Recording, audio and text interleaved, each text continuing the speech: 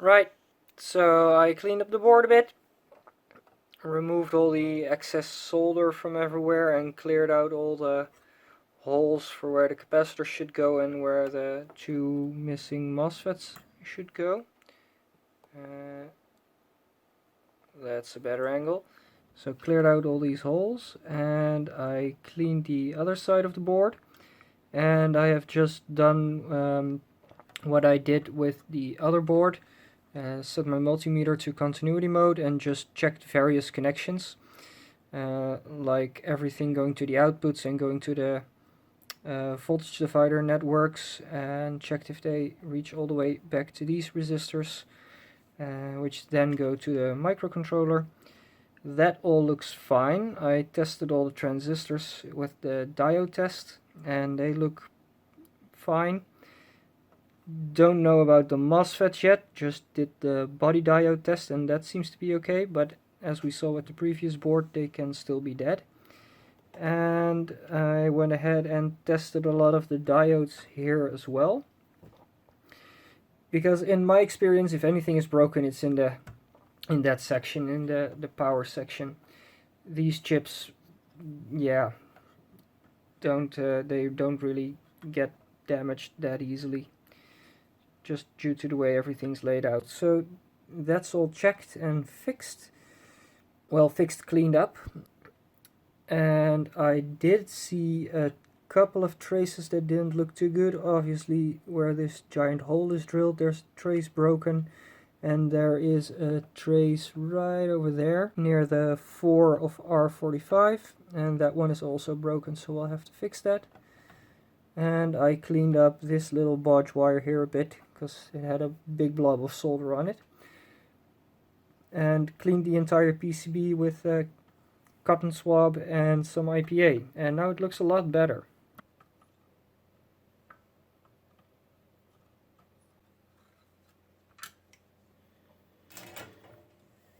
Okay, so the score for this board so far is a 2SK814, a 2SJ133, and a 2SJ132. So these two are for the -9 and 22 volts, and that one was for the +12 volts. So this is the switching MOSFET from there. So that would be Q6, Q5, and Q1 and Q7 tested good. And these check marks are from the previous one. Q2 and Q3 were actually missing when I got it, and Q4 is dead. Alright, it's been about a month since I last worked on this. I have gotten all the parts in. Lots of capacitors and some new transistors and stuff. Some of it had to come from China because it was just cheaper to get from China. Some of these transistors, as I probably said before, are quite expensive and hard to get nowadays. And there probably are replacements, but it's just easier to get the original ones. And I have been doing some research on how to repair the hole in the PCB, and there, as you can probably see, is no hole at the moment, but it's just a little piece I made to fit in there. And what I did, I researched how this should be repaired. As it turns out, it's quite easy actually. It's just the same as you would repair, for instance, wood. And that is using this little conical grinding tool and my Dremel. I slightly beveled the edges of this hole and cleaned them up a bit, and I made a little tiny piece that fits exactly in there, and this is also beveled.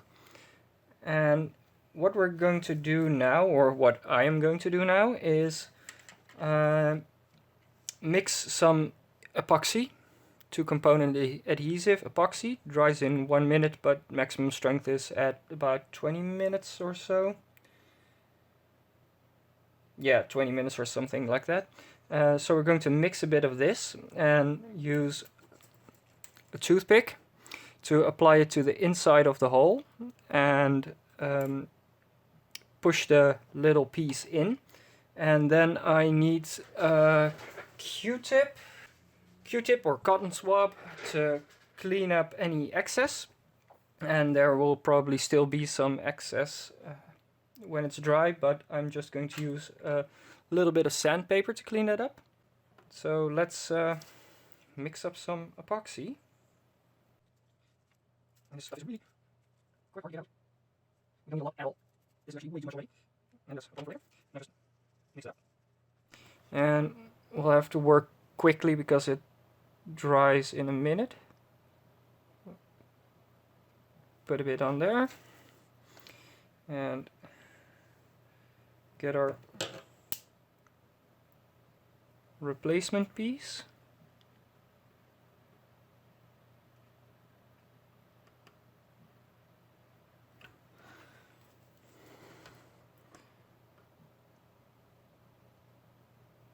Push it all the way in.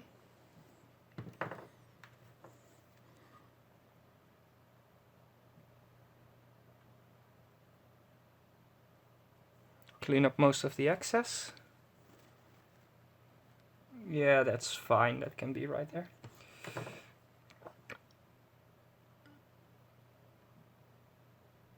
Make sure that it's everywhere.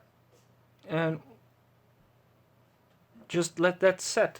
And when it's set, I'm going to clean it up and drill a hole for the capacitors.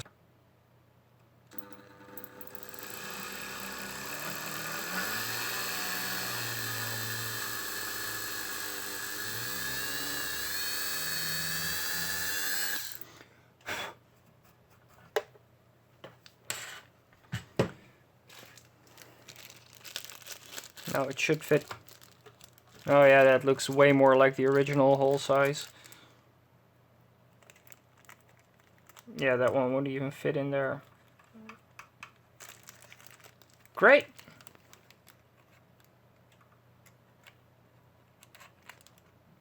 And yeah, it's the wrong way around, but it's still in plastic as well.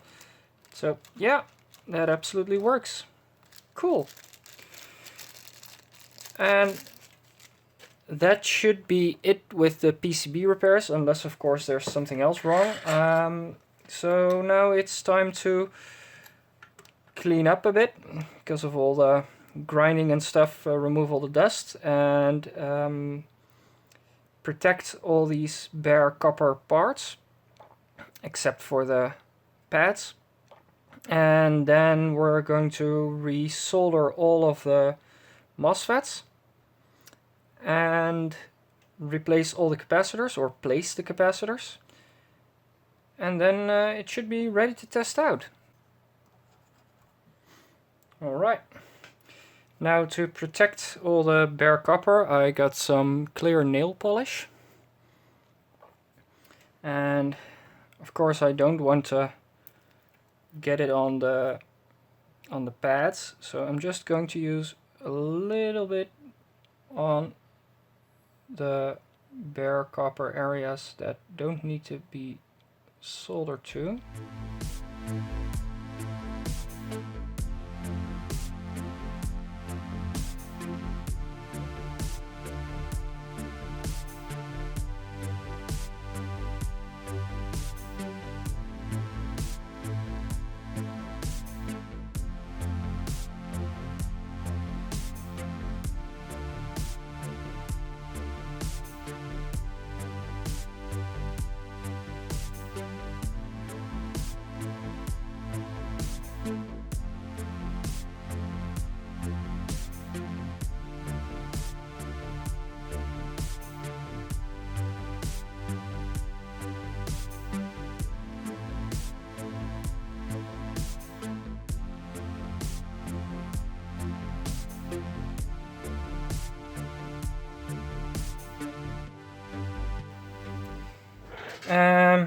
Yeah, just plug it in and cross our fingers, I guess.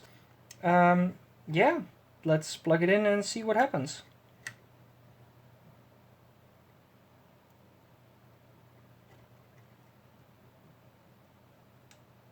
Oh no, something started smoking. Nope, can't smell anything, so...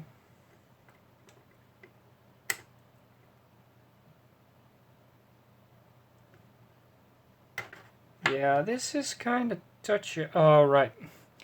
It's very oxidized in there. Let's try to scrape some of that off.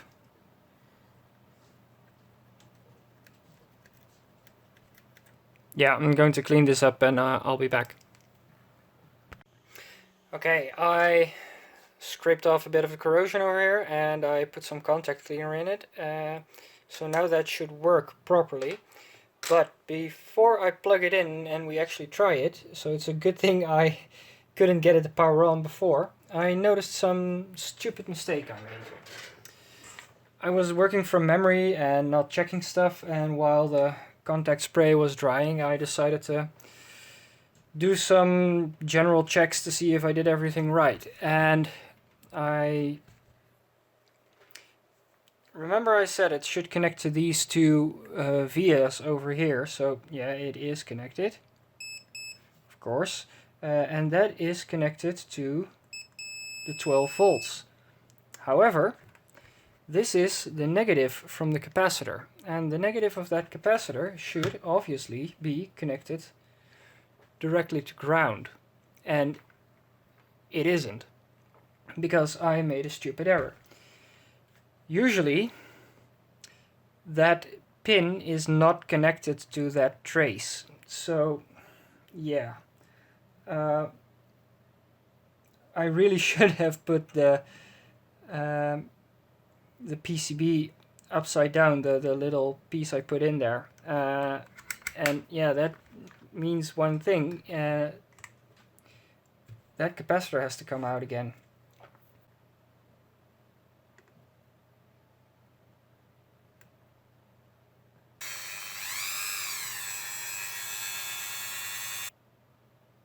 Oh, and you'll have to clean up the PCB to remove all the little metal flakes, of course.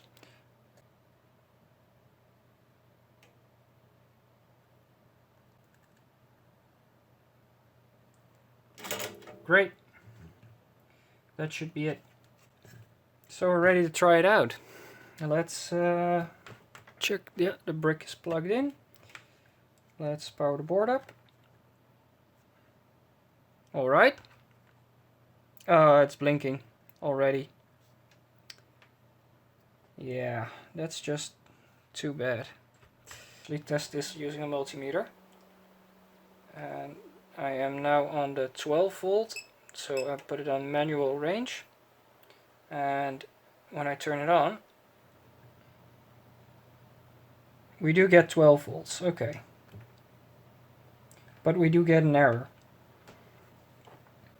I have a hunch that there's something wrong with the voltages present at the connector, because it does try to turn on and it shouldn't do that when it's charging circuitry related. But yeah, let's see. -9. Oh, whoa! Wait a second. It's actually running right now.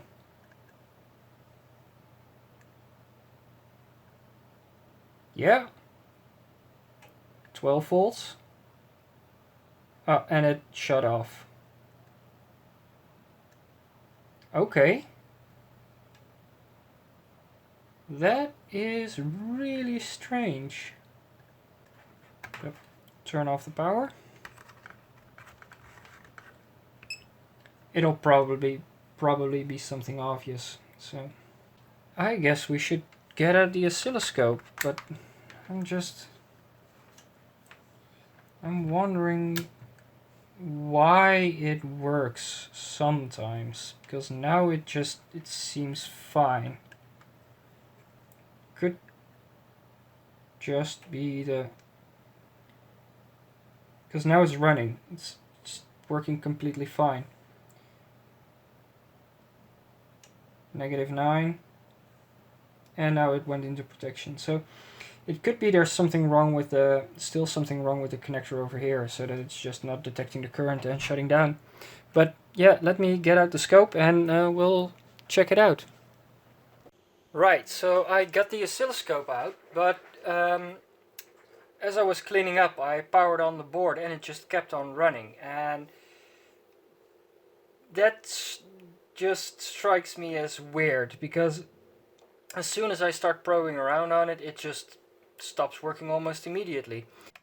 And if we put that in there, we get a diode. Okay, that one transistor that was working is replaced. It's back in here. It was kind of a nightmare to clean those holes, and the legs on these are pretty short. Let's try turning it on. Alright, 4.9 volts. Let's turn it on. Aha. Is it actually running? It is. And we still get 4.9. And over here as well. Yep. Alright. Okay, so one dead transistor. Yeah. I don't know what I'm going to do with that one. I cleared up the holes, and yeah, I think I'm just going to contact Conventional Memories about this one and see what he wants. If he wants me to leave it so that he can order it himself, or that I order it and solder it in for him. I mean, it's just one transistor. It's not crucial to the operation of this PCB. It might be needed to run it in a machine. I don't know. I am going to try this board in an actual T1600 just to see if everything works and keeps working as intended. And that will probably be the next thing I do. For now, this fixed it. So, another dead transistor. These things seem to go through a lot of them. Right, so we're back. I have contacted Conventional Memories about the one missing transistor, and he is totally okay with replacing it himself. Waiting for me to order it would entail another 4 weeks of waiting for it to come in from China, and he is just as capable of soldering it in as I am. So it is ready to send back. But when I was further testing out the power supply a bit, I ran into a strange issue. Q5 would keep on blowing up. In fact, it blew once and I replaced it assuming a faulty part, and it just blew up straight away again. So I started doing some measurements and I found a couple of things. First being that the ceramic resonator blew, and it's a 3-pin resonator which has built-in capacitors, and you just can't find them anymore. But I was able to find a 2-pin 500 kilohertz resonator, and I just soldered it to a small piece of perf board and added these 200 picofarad capacitors. So it behaves exactly the same way as the 3-pin resonator. Then I started doing some further tracing, and I noticed that these inductors over here, they weren't working properly. They had a very low resistance, and when I took them out and put them in my component tester, they showed a completely wrong value, and they also looked to be scorched a bit. Just as an aside, I have unraveled the inductors, and you can actually see all of the black charring on them. It's just everywhere, and they're pretty discolored in some spots as well. Yeah, you can just see all the black charring on it everywhere. So these probably overheated and shorted out, and then things went for the worst. So I replaced them with the cheapy ones I got from mine, and these have caused me problems. I have let Conventional Memories know I had problems with those. The 150 microhenry inductors probably won't give any problems. The 330 microhenry one might, because this one is responsible for the internal 18 volt bus. when you're replacing these two are probably fine with the smaller ones I'm using here. This one should be able to carry at least an amp, maybe even 2 amps, I would say. Probably the beefier this one is, the better. Just make sure it actually fits the footprint in here. Yeah, having replaced those, this one is now working completely fine all the time. So I am going to package this up and send it back to Belgium. So Conventional Memories has 2 working T1600s as well. So, and that is it for this series. Thank you very much for watching. I will put a link to the schematic for these PSUs in the description, and I will also put a link to my blog in there. If you have any questions about these boards, please put your question or your comment in the comment section below, or contact me through my blog. If you like this video, please give it a thumbs up and subscribe for more content. Thank you again, and until next time.